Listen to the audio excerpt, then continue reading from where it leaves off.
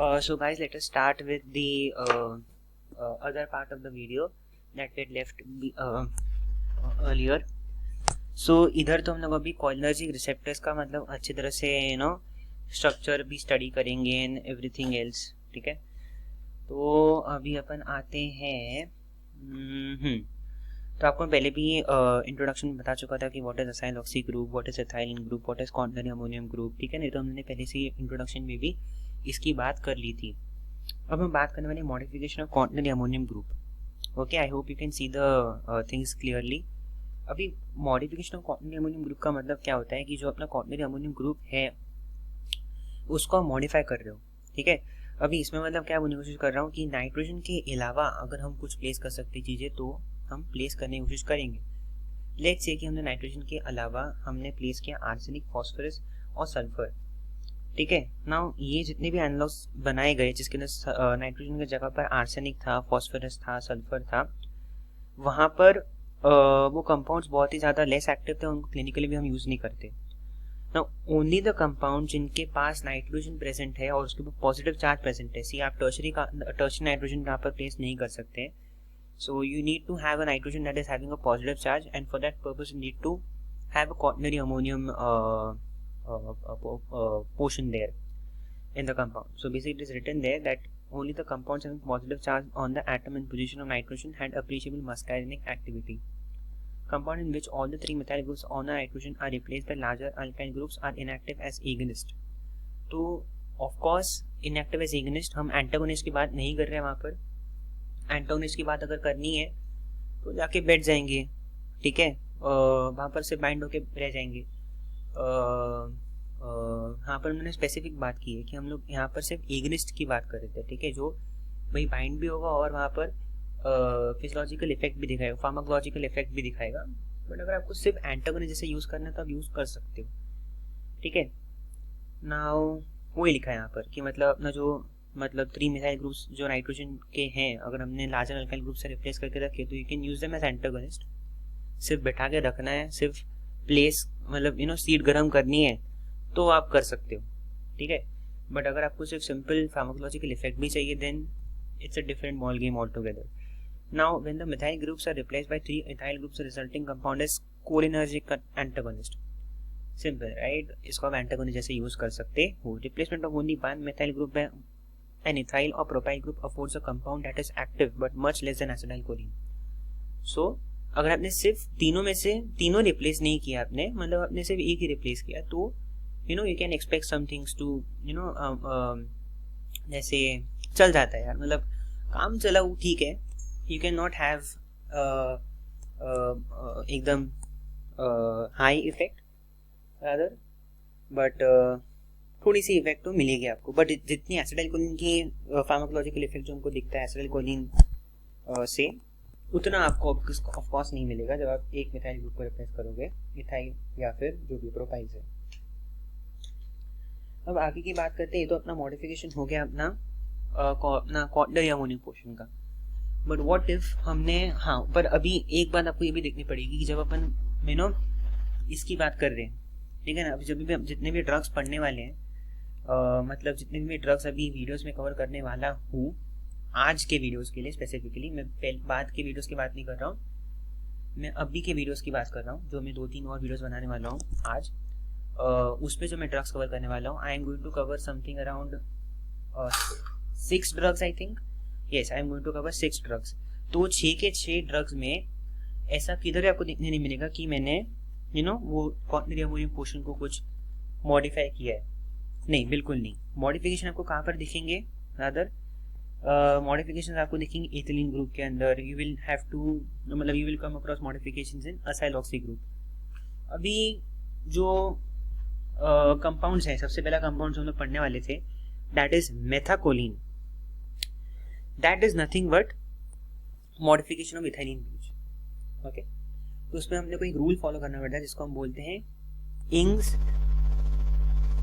Rule of 5, okay. So that it is written Ing's rule of 5। ये rule हम लोग follow करना पड़ता है जिसके तहत ये हमको बोलना पड़ता है कि आपका जो कंपाउंड एसिटाइलकोलिन जैसा आप देख पा रहे हो जनरल कंपाउंड है, ठीक है, कोलिनर्जिक एजेंट्स के लिए वो जनरल कंपाउंड है। तो वो जो आप देख पा रहे हो उसमें नाइट्रोजन प्रेजेंट है, उस नाइट्रोजन से लेकर आपके टर्मिनल हाइड्रोजन तक, दैट यू कैन सी, जो आपका असाइल ऑक्सी ग्रुप का कार्बन है उससे जुड़ा हुआ जो हाइड्रोजन है उस टर्मिनल हाइड्रोजन की मैं बात कर रहा हूँ।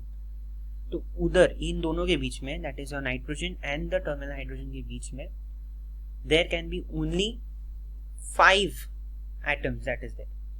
तो गिनते हैं, अब नाइट्रोजन जो पॉजिटिव साइन इसके ऊपर प्रेजेंट है उसके बाद में इमीडिएटली कार्बन एटम है, then we also have a carbon atom, then again oxygen, then again oxygen and then again carbon, and फिर उससे जुड़ा हुआ है हमारा हाइड्रोजन, टर्मिनल हाइड्रोजन। तो कितने हो गए भाई? 5 हो गए।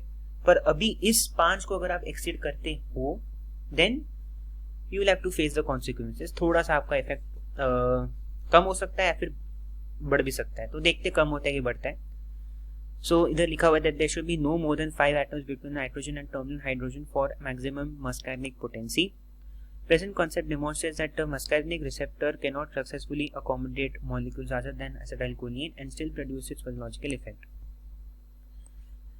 Replacement of hydrogen atoms of ethylene bridged by alkyl groups larger than methyl affords compounds that are much less active than acetylcholine. Introduction of a methyl group on the carbon beta to quaternary nitrogen affords acetyl beta methylcholine, that is methacholine. So methacholine का एक और नाम भी है कि acetyl beta methylcholine। मतलब क्या? acetyl group आपके पास प्रेजेंट है obviously, and then you have a, मतलब बीटा पोजीशन में आपके पास एक मिथाइल ग्रुप प्रेजेंट है। अब बीटा किससे, मतलब किसको बीटा है ये? बीटा हम किसको बोलते हैं? अल्फा बोलते हैं ना, बीटा बोलते हैं। तो अल्फा हम उस चीज को बोलते हैं बेसिकली, उस कार्बन को हम अल्फा बोलते हैं जो आपके फंक्शनल ग्रुप के एकदम साइड में जुड़ा हुआ है, ठीक है ना? जैसे कि मैं आपको पॉइंट आउट करके दिखाऊंगा, as you can see here, yes. तो आप इसमें देख सकते हो कि आपका जो ये वाला पार्ट है, आपका जो फंक्शनल पार्ट है, फंक्शनल ग्रुप वाला पार्ट है, इसका इमीडिएटली जो कार्बन रहेगा वो अल्फा रहेगा, एंड देन इसके बाद वाला जो कार्बन रहेगा उसको हम बीटा बोलेंगे। So in methacholine as you can see you are having this is alpha carbon, this is beta carbon. तो ऑफ कोर्स बीटा कार्बन को ये CH3 ग्रुप प्रेजेंट है, इसलिए हमने इसको बोला कि acetyl beta methyl, acetyl beta methyl, नीचे क्या लिखा था? कोलिन। ओके, तो ये नाम देगा। तो उसको आप ऐसे भी लिख सकते हो या फिर इसको लिख सकते हो methacholine.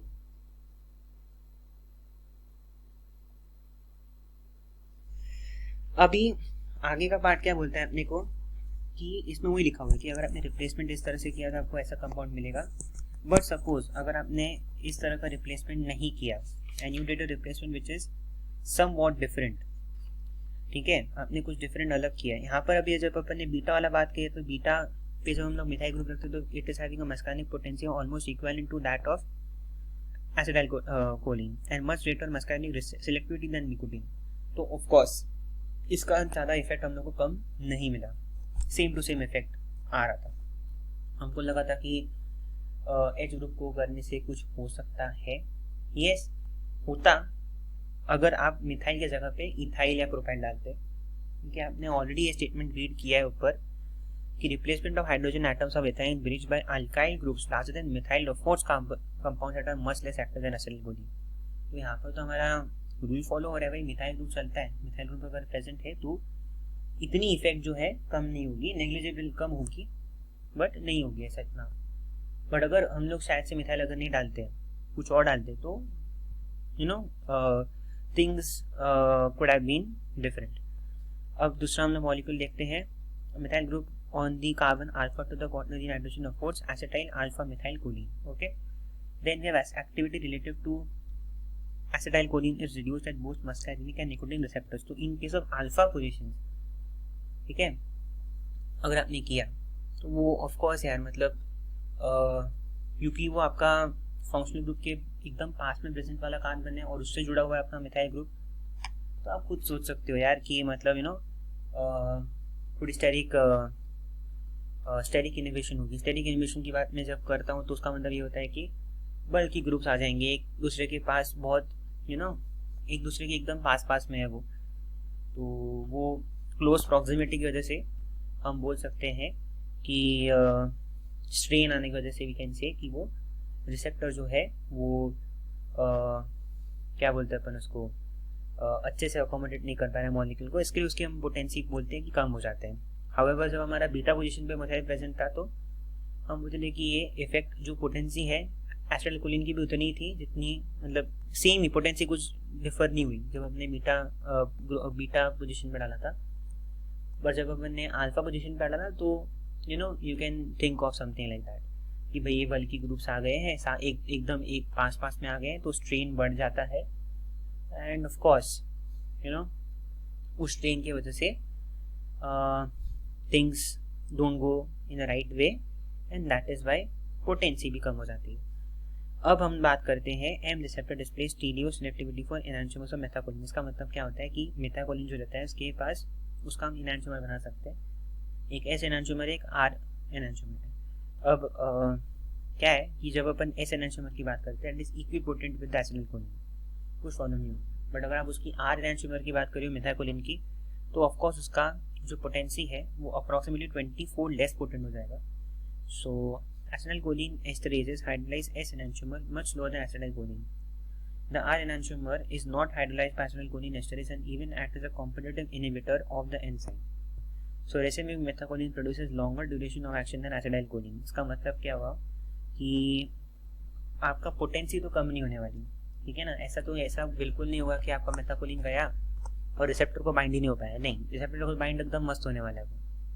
The only thing that can go wrong is कि आपका जो ये है मेथाकोलिन है उसका हाइड्रोलाइजेशन जल्दी नहीं होगा, ठीक है। अब आपके पास एसिटाइलकोलिन था तो उसका हाइड्रोलाइजेशन, मतलब जो उसका ब्रेकडाउन हमने पहले भी देखा इंट्रोडक्शन वीडियो के अंदर उसका मेटाबॉलिज्म देखा था, तो it is broken down into acetate and choline, sorry.